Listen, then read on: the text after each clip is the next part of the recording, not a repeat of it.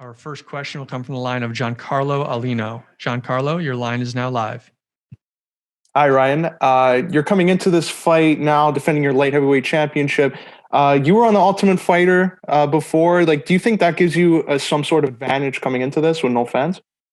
Yeah, I mean, for me, I've wrestled in front of, wrestling's not a hugely popular sport. In college, we wrestled in front of a couple hundred people. That was one-on-one sport, going out there and competing and dead quiet.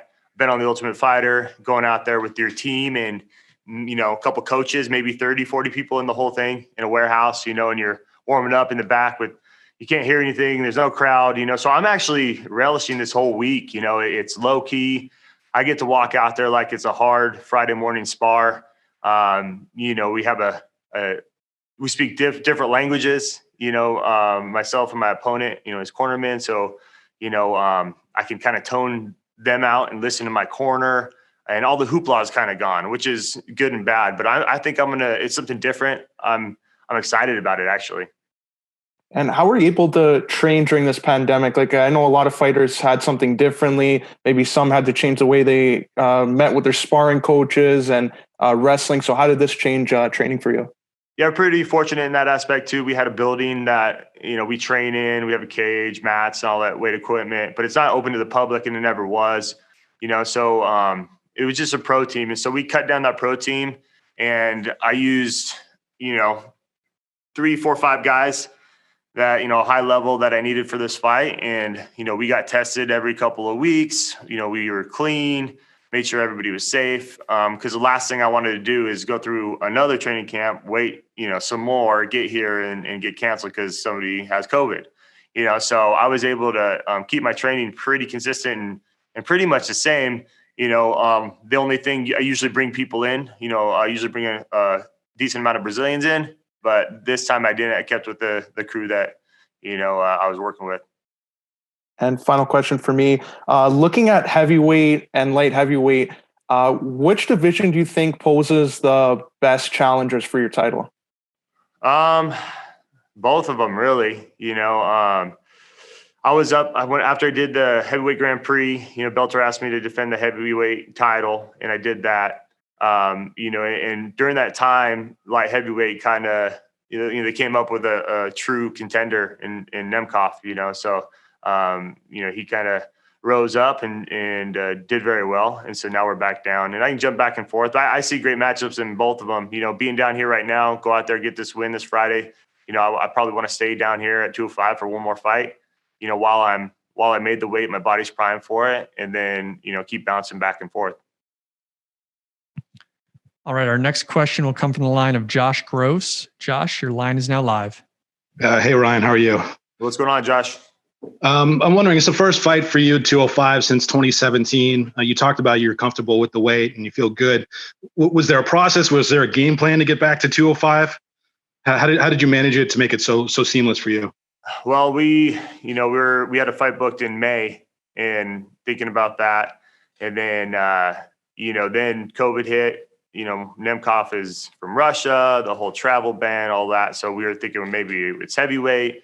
Probably about 4 weeks ago, I kind of learned that, all right, we're going back down to light heavyweight, and so I always kept myself in a good weight in between. And so it really wasn't bad at all. I left Arizona around or just under 220. Well, weight's good, and so just getting the last little bit off. So just eating clean, eating healthy, which in turn, I feel like upped my game a little bit because I was extremely healthy through the last 4 weeks. Where at heavyweight, I'm like, all right, if there's something there, I want to eat it. I'm a heavyweight, whatever, I'll eat it. This fight at this time, yesterday it was announced that Jon Jones is relinquishing his 205 title. All of a sudden, it seems like globally the light heavyweight division's opened up. Like, who is the number one guy? Put this fight on Friday in context in terms of that picture. What does this fight determine in terms of who's the best light heavyweight in the planet? Yeah, arguably you can say that, winner of this fight, is the best light heavyweight out there right now. How can you not? We both proven ourselves. I know he's more inexperienced a little bit, but he still has 13, 14 fights. I've been there, done that. I'm a double champ. I fought in both organizations. I'm 13-1 in my last 14 fights, and with 1 no contest, which, is what it is. And then, so my question is, how can you not say that? For the people who don't see that, what is your response to them? How the arguments are, it's not in the UFC or whatever the argument is. How do you say, if I win this fight, I am the number one guy? I don't know. You look at my resume, look at who I beat, look at my, my wins. And if you go through that and look how much I've grown these last X amount of years, or 3-4 years, like I haven't lost in, I think, the last 4 years. It's not like I'm fighting bums out here. I'm fighting the best competition out there. And I've been a, perennial top 5 guy in the UFC, before I left. And I've grown so much since then. So, it's just, I'm leaps and bounds better than I was 5 years ago, better than I was a year ago, and ongoing. All right. Thank you. All right. Our next question comes from the line of Connor Northrup. Connor, your line is now live. Hey, Ryan, how you doing? Good. You? Not too bad. Thanks for asking. You're a guy, like the guy was just saying before, you fought at light heavyweight, you fought at heavyweight, but with the news of Jones too, and someone who has fought Jones in the past, how do you feel like he fares up a weight class? I think he's going to do very well. He's a bigger frame guy anyway. He's tall and he's lanky. I think his length is going to cause a lot of problems, and he's going to be a lot faster than a lot of these heavyweights. One thing I realized going up to heavyweight, that my speed, was definitely there, and your cardio and all that kind of stuff that comes with it. And so I think he's going to do very well. Obviously he should jump into, a title contention fight or for the title, so, you can't discredit Jones. He's one of the best of all time. So going up to heavyweight, I don't see a real big difference. Those guys are big at light heavyweight, and he's going to be even more faster. Yeah. And you talked about your weight cut too and how it is going pretty smooth, but the fact that you are a little older now too, and you haven't cut that weight in a while, did you have to make any different adjustments than maybe, 3 years ago? Just being a little more healthy in my eating and watching it a little more, tracking it. This fight was somewhat short notice as far as weight class. And so I immediately hit the ground running, and it was extremely, extremely clean and kept everything tracked and all my food. And so it actually turned out really well. I've been feeling great. It's probably yesterday I worked out, probably the best I've ever felt fight week. Maybe my body just likes to lose that extra, 15 pounds that I usually have on me. And I was feeling awesome. My speed was there. Felt great in my head, so for me, it's being a little more disciplined, but in the same time, that only helps me in the long run. All right. Our next question will come from the line of Steve Jewin. Steve, your line is now live. Thank you. And thank you, champ, for the time. I appreciate it. I'd like to know, with that Czech Congo fight, obviously that was not the outcome you were looking for, but now you're back in the light heavyweight division and defending that title, your 2 titles. So when you get back to heavyweight, do you want to give Congo another opportunity, or would you rather take an up-and-comer like Valentin Moldavsky if he wins on Friday? Yeah, I definitely want to get that Congo rematch. I think there's unfinished business. We've been going back and forth for a while, and I still think it's, kind of cowardly what he did, and then, tried to run with that whole thing. And so, and then continually talk smack, so it's one of those things where I definitely want to get that back. There was talk about maybe fighting him this summer if Nemenkov couldn't get into the country and all that. So it's just one of those things where it's just unfinished. And so definitely, when I go up to heavyweight, I want to fight him. All right. And my other question for you is, obviously everybody's thinking about this Jon Jones thing with him just vacating the belt. Do you feel like in some ways that was a calculated move on his part to overshadow you having arguably the best title fight this week? No, I don't think it was anything towards me. I think it's, for him, a lot of people pay attention to the heavyweight title, and I think after he watched DC and Stipe go at it, and he was like, man, I can beat these guys. I can beat Stipe and whatnot. Thinking that in his head, he's like, I'm going to go up for the heavyweight title, and so it's the biggest, most prestigious, title out there. So at heavyweight, so I think he's kind of in that mode of thinking, and he's always kind of alluded to he was going to go up one day, and I just think he thought now is the time. Our next question will come from the line of Jay Anderson. Jay, your line is now live. Thanks very much. And Ryan, welcome back. First of all, just want to know, just mentally, how frustrating was it? How difficult was it when this fight was pushed back? Because you were preparing for a fight in May. Yeah, I mean, I fought in September. I was preparing for a fight. Scott Coker and I were trying to get that Ryzen fight for the title and, the New Year's Eve card. We were trying to book a fight in February in Arizona. The venue fell through. And then we had one finally booked in May. And then obviously COVID hit and, nobody's fault, and it got pushed back. And so I'm just extremely grateful to be here right now. There's so many variables right now that are happening, guys getting to fight week, popping up, testing positive. And luckily, we did our test. We're all good. We have one more. Weigh-ins are tomorrow, and we're here finally. And so I'm just fortunate enough that I get to fight. I'm fighting for a title. I get to work basically. A lot of Americans are out there that don't have jobs. And so I'm just very fortunate right now. One of the wrinkles here is the empty arena. You did fight on The Ultimate Fighter. Do you think that's prepared you for it? Yeah, when you get into a fight, you really kind of you don't have any distractions. You can't really hear anything outside world too much. You're in your own world, but it takes a little bit of that, like the hoopla away, a little bit of that nervous energy that a crowd brings. And there's pros and cons to it. I think, it's fun to get a win and the crowd's cheering and all that. But for me, I'm going to embrace it. I've been there. I've done that. I'm going to go out there. It's going to feel comfortable. I'm going to hear my coaches. Like I said, the hoopla is kind of gone. So when I can go out there and think and be comfortable, clear-headed, that's when I fight my best. Our next question will come from the line of Damon Martin. Damon, your line is now live.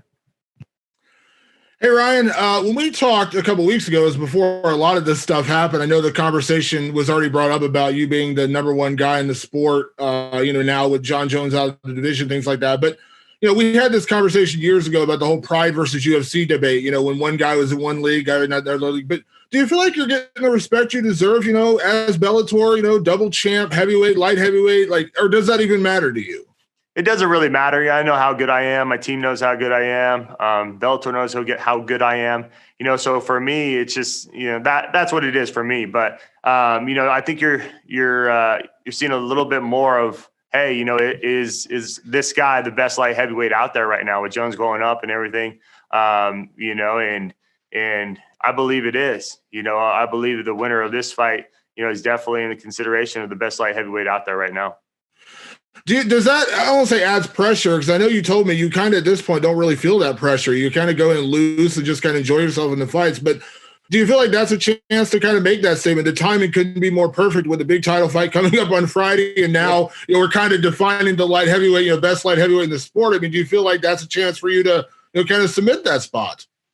Yeah, it's definitely, a time, especially, with Nemkov, he's one of those guys that people are like, oh, he's the next guy. He's an uppercomer, this and that, and he will be a champion one day, but he won't on Friday, and so this fight is definitely one of those fights where, like I said, very well may be the best light heavyweight in the world right now. But for me, there's pressure every fight because I like to win and I'm a competitor. And so no fight's really different, added pressure, less pressure. You have the belts. I have 2 belts, but I'm looking to go in there and win regardless. Do you feel like that mindset is a big key for you finding the success that you've had? Because I know we've talked in the past, you did put a lot of pressure on yourself and going into certain fights and things like that. Do you feel like that mentality has been a big part of the success you've found lately? Yeah, I mean, we've talked about this too, and there's a fight, with Anthony Johnson that I went there. In there's a lot of pressure, potential title shot, in the future, all that. And I didn't perform. I didn't show up. One of the only times I really didn't, And so after that fight, I always told myself before these other fights that, you know what, you're going to go out there, you're going to have fun, you're going to perform. Because when you show up, and you usually do pretty damn well, And so in the meantime, since then, I've been undefeated. I'm 13-1 with 1 no contest test in my last 14 fights, And so it's a different mind frame, a mindset.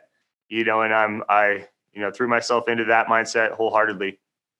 And my last question, when you were at heavyweight, and Scott Coker said you were the best heavyweight in the sport, and you said, I do feel like I am the best, and no offense to Stipe or anybody else out there, but the fact that Bellator is going out and getting a lot of these guys that are that other competition, obviously Lyoto Machida is coming in. We talked about Corey Anderson coming in, heavyweight the same way. We've seen a lot of guys coming in at heavyweight. Do you feel like that's a big part of you defining, your legacy and defining your career as the number one guy, because you are facing well-known top competition right now? Oh yeah. And I love seeing guys like Corey Anderson come in. And there's top guys. Phil Davis has been a top, I believe, top freaking 4 guy, for the last 10 years, and so a lot of people look and say, oh, UFC and Bellator. It doesn't matter. It doesn't matter what organization you're in. There's badass competitors, for me in both weight divisions, and I've been there, done that in UFC too, and I've just continued to grow since then, and so man, I'm having fun. I'm enjoying where I'm at, and I'm just looking to keep that ride rolling. Thanks, Ryan. Thank you. All right. The last question of the day here is going to come from the line of Dimitri Kagan. Dimitri, your line is now live. Hey, Ryan. You mentioned you want another fight at light heavyweight after this one. Hypothetically speaking, if this fight didn't go your way, and you didn't get the rematch as the next fight, would you still want to stay at light heavyweight, or would you want to go up and defend the heavyweight title? Yeah, I mean that's a lot of different variables there, but yeah, it all depends. I mean, yeah, if there was a great fight there at light heavyweight, fun fights would be somebody like a Machida, but I plan on winning this fight. I plan on going out there and beating Nemkov, and then and turn it around pretty soon and doing the light heavyweight title fight again, and there's a couple matchups out there that I like. There's Corey Anderson in the wings. There's Machida out there. I know there's some fights being worked out, but we'll see what happens. Okay. Do you feel like you'll prove your point if you take out Nemkov that, you got Fedor's team covered? Yeah. I've been here to this Fedor thing, and Fedor's, he's Nemkov's his protege, all that. How am I reacting to that? I don't really, give a shit, really. I mean, Fedor was in there for 35 seconds. All he could say is how fast and how hard I hit. Basically, we never got into any grappling exchanges, any clinches, and so that doesn't matter. It's one of those things where, yeah, he might have watched tape prior to our fight and he can pass that along, but Nemkov can't, tag in Fedor and both of them come out and fight me. It's Nemkov and I out there, light heavyweight strap, and I'm going to come out victorious. Of course. And having seen Nemkov in action, what weaknesses do you see in his game that you'll be able to take advantage of? Yeah, I have a lot of good things to say about Nemkov, but experience was one huge factor I see. He's been to, I think, 1 3-round fight, in his wins, and he was utterly exhausted in that Phil Davis fight. Phil Davis fight, during the Phil Davis fight, Phil was on top of him, had his wrist, had some submissions, and Nemkov couldn't move under there. So I'm going to keep that pressure the whole time. This is a 5-round fight. I've been there. I'm proven in 3 rounds. I've been proven in 5 rounds, and that's going to be the difference. All right. That will conclude today's media availability. We wanted to thank everyone for joining us, and thank you as well, Ryan. And as a reminder, tomorrow's ceremonial weigh-ins will take place at 11 a.m. and will be streamed on Bellator's social media platforms. We hope to see you all then. Thank you.